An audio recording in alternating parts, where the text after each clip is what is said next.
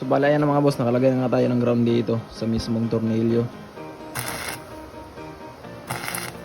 So yun mga bossing, so for this video is tuturuan ko po kayo mga bossing kung paano mag-target ng ganitong style mga boss. So ayan, so ito nga yung Wave 100 mga bossing. So ayan, wala talagang cover yan kasi sa tito ko to mga bossing.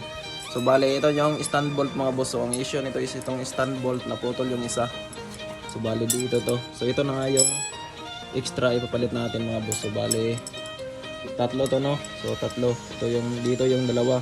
Tapos yung isa mga boss is ayan naputol. So bale ito yung itatargetin natin ngayon mga boss. So bale yung kabit na din natin kapag matanggal natin to is ito. So bale balik apat na din to mga boss. So bale ang gawin natin ngayon mga boss. So diskartean muna natin to. So bunuhan muna natin to kasi sobrang liit. And then dudugtungan natin ng konting 6mm na bolt bago natin hugutin para lumabas to. Syempre gagawin natin yung mga diskarte natin mga boss. Syempre DIY lang to mga boss kung kakayanin ba natin to. And then pagkatapos natin itong matanggal mga boss is papalitan din natin to ng bagong block. Kasi itong unang block nito is sobrang pumusok na, sobrang gas-gas. So nandito yung mga pisa sa loob ng new box. So meron din tayong bagong nabili dito mga boss na block. Ayan. Ang brand nga pala nito is itong stock, yung Amazing ata yung brand nito mga boss. So bale, ito nga pala yung Borket mga boss. Amazing talaga yung brand. So ayan. Amazing, ibig sabihin maganda to.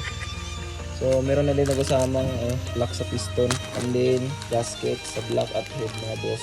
And then para sa tension natin mga boss, para hindi umingay. Ano tawag dito? Tensioner. And then bulb tappet kasi nabiyak yung bulb tappet ng una mga boss. So bumili na din tayo ng extra top overhauling gasket mga boss, and then valve seal. So bali ito yung nabili natin. Nasa halagang 1.5 pesos lang to lahat. Syempre umpisa na nga natin itong mga boss, targetin. So testingin natin mga boss kung kaya ba talaga natin diskartehin to. Let's go.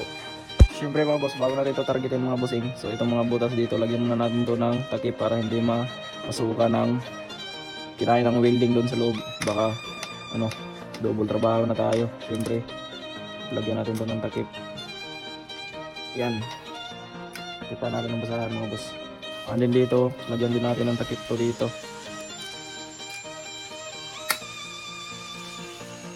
So bala yan mga boss, nakalagay na tayo ng ground dito sa mismong tornilyo. So naglagay tayo ng maliit na tornilyo, and then nilagyan natin ng ground para mag-spark na to.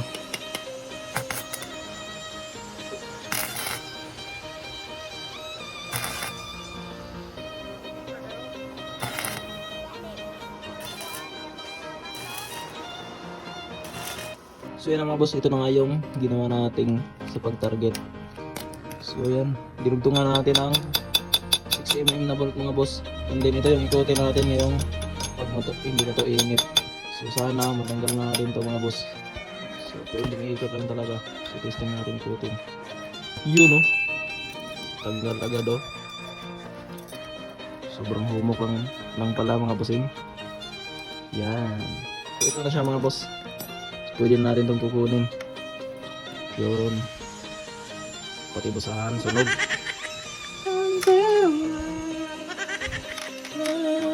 So tanggalin na natin itong nalagay natin dito.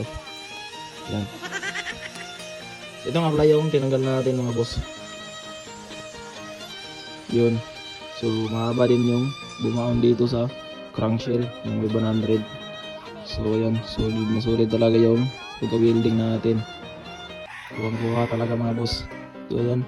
So pwede na natin ikabit tong stand bolt dito mga boss. Itong isa. Siyempre kakabit din natin yung bagong block natin dito para ma-sound check natin mamaya mga boss. Madali lang natin ito assemble mga boss.